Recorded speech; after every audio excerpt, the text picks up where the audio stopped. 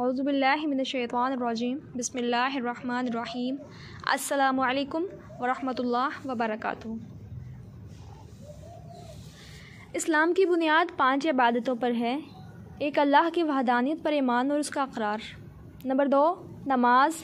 3, ज़कात। 4, रमज़ान का रोज़ा। 5, हज।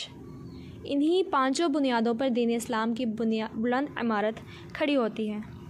ईमान ज़िंदगी के हर लम्हा की ऐसी इबादत है जो बाकी तमाम इबादतों की असास और बुनियाद है। इसका ताल्लुक़ अव्वलन क़ल्ब से, फिर ज़बान से है। ईमान ना हो तो किसी इबादत का एतबार नहीं। नमाज हर रोज़ के मुतय्यन औक़ात की इबादत है। इसका ताल्लुक़ क़ल्ब, जिस्म और ज़ुबान तीनों से है। ज़कात माल की इबादत है और रोज़ा बदन की इबादत है, और ये दोनों साल में एक मरतबा फ़र्ज़ होती हैं। हज ज़िंदगी भर में एक मरतबा फ़र्ज़ है, जिसमें इंसान का जिस्म, उसकी जान, उसका माल सब मशगूल होते हैं। इन चारों इबादतों में से हर एक का एक मख़सूस दर्जा और अहमियत है।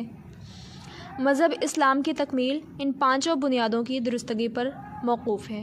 रोज़ा के बारे में अल्लाह ताला का इरशाद है, या अय्युहल्लज़ीना आमनू कुतिबा अलैकुमुस सियामु कमा कुतिबा अलल्लज़ीना मिन क़ब्लिकुम लअल्लकुम तत्तक़ून। सूरह बक़रा की ये आयत है, ए ईमान वालों, तुम्हारे ऊपर रोज़ा इसी तरह फ़र्ज़ किया गया जैसे तुमसे पहले लोगों पर फ़र्ज़ किया गया, शायद तुम मुत्तक़ी हो सको। इस आयत से मालूम होता है कि रोज़ा के अंदर तक़वा पैदा करने की ख़ास सलाहियत है। तक़वा इंसान की वो बुनियादी सिफ़त है जिससे तमाम हसनात और ख़ूबियाँ वजूद में आती हैं। इसलिए कुरान करीम में तक़वा की ताकीद आई है और बकसरत मुत्तक़ियों की तारीफ़ की गई है।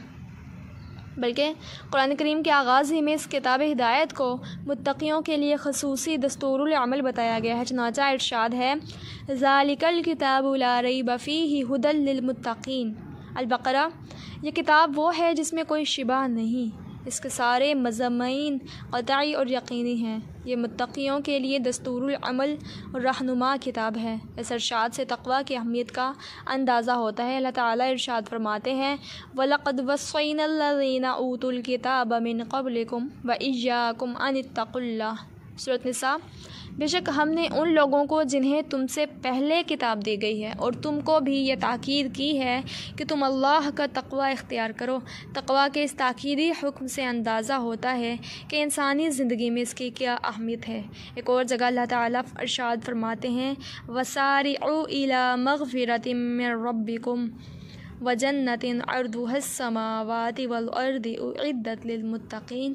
सूरह आल इमरान, और तेज़ी से लपको अपने रब की मग़फ़िरत की जानिब और इस जन्नत की जानिब जिसका अर्ज़ तमाम आसमान और ज़मीन है, जो अहले तक़वा के लिए बनाई गई है। इससे मालूम हुआ कि जन्नत का हसूल तक़वा के ऊपर मौक़ूफ़ है, जबकि दीन इस्लाम की बदीहियात में से है कि इंसान की असल कामयाबी हसूल जन्नत ही है। चनाचा इरशाद है, फ़मन ज़ुहज़िहा अनिन नारि व उदख़िलल जन्नत फ़क़द फ़ाज़ा।